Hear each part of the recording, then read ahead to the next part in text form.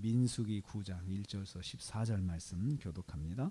두 번째 유월절을 지키는 날이 되었습니다. 오늘 말씀은 이스라엘 백성이 출애굽 1주년을 맞이해서 유월절을 지킬 것을 하나님께서 말씀하시는 것을 내용으로 하고 있습니다. 1주년을 맞이해서 유월절을 지키라 이렇게 말씀하셨습니다. 생각해 보면 지긋지긋한 애굽에서 해방된 지 1년이 되었습니다. 그동안 많은 어려움이 있었습니다. 홍해도 건넜고요. 또 여러 가지 상황들이 많이 있었죠. 그래서 1주년을 맞이하는 이스라엘 백성들의 감회는 아주 남달랐을 것이다 생각을 합니다. 우리가 여기까지 와서 살은 지가 1년이 되었구나. 한 1년 전을 생각해 보면 우리는 참 노예로서 비참한 삶을 살았는데 우리가 그런 삶을 정리하고 참 많은 어려움 가운데서 이곳에 왔구나 하고 많이 감동하고 감격했을 것입니다. 이런 시점에 제일 먼저 무엇을 해야 하느냐? 하나님의 구원의 은혜를 기억하면서 지킬 것을 말씀했습니다. 우리가 보통 참 돌아오면서 너무 좋으면 우선순위가 바뀔 수가 있거든요. 하나님께서 먼저 이 좋은 날 먼저 하나님의 구원의 은혜를 먼저 기념해라 라고 딱 정해주신 거죠. 그래서 정한 기일에 이달 14째 날 해질 때에 지키라고 정해주셨습니다. 이날은 유대 달력으로는 1월이고 우리 한국 달력, 우리 세상 우리 지키는 달력으로는 3월과 4월 중간이에요. 3월과 4월을 낀 한 달입니다. 그래서 그 달, 그래서 유대일은 6월절이 우리로 말하면 4월달, 어떤 때는 3월달 그렇게 됩니다. 왜냐하면 그날이 예수님의 그 십자가 죽으시고 부활하는 날이 꼭 3, 4월 걸리잖아요. 어떤 때는 3월달, 어떤 때는 4월달 걸리잖아요. 그게 6월절이거든요. 그게 그리고 6월절 전날은 고난주간이고요. 그렇게 되는 것입니다. 그런데 유대인들은 이 날이 1월달이에요. 이 사람들은 1월달입니다. 그래서 이제부터는 이 날이 되면 유월절을 지키라라고 말씀하셨고 그렇게 해야 합니다. 이 날은 이스라엘의 구원을 기념하고 그 구원을 기억하는 날입니다. 이걸 통해서 볼 때 하나님께서는 우리가 구원의 은혜를 꼭 기억하기를 원하세요.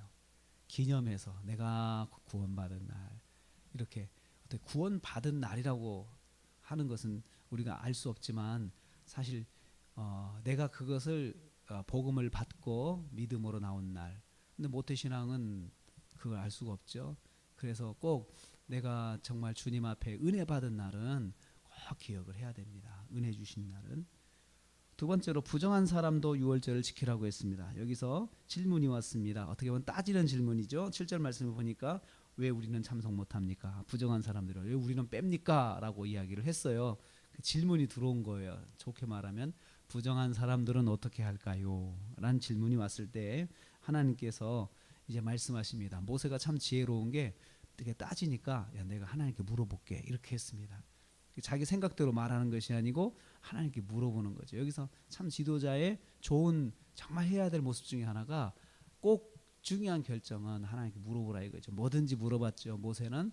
그리고 특별히 이렇게 한 번도 당해보지 않은 일을 당했을 때 먼저 하나님께 물어보겠다라고 이야기를 해요. 하나님께 여쭤보고 내가 답을 주마라고 했는데 하나님께서 답을 주셨습니다. 한 달 지나서 지켜라.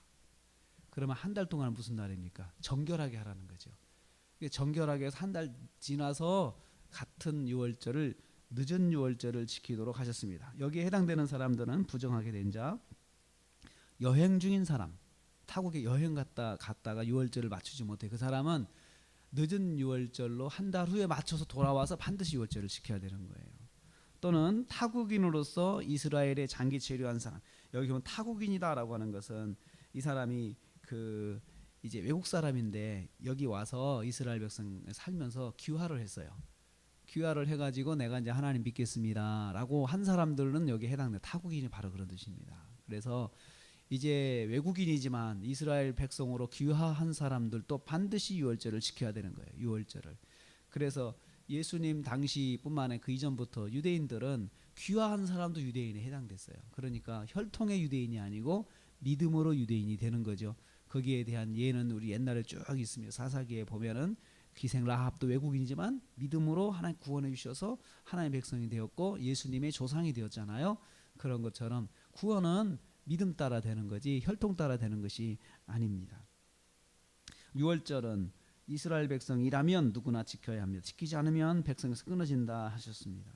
세 번째로 특별한 것은 음식에 대한 것입니다. 11절 12절 유월절에는 음식을 유월절 음식만 먹어야 되는데 11절에 먹어야 될 음식은 어린 양과 무교병과 쓴나물 세 가지예요.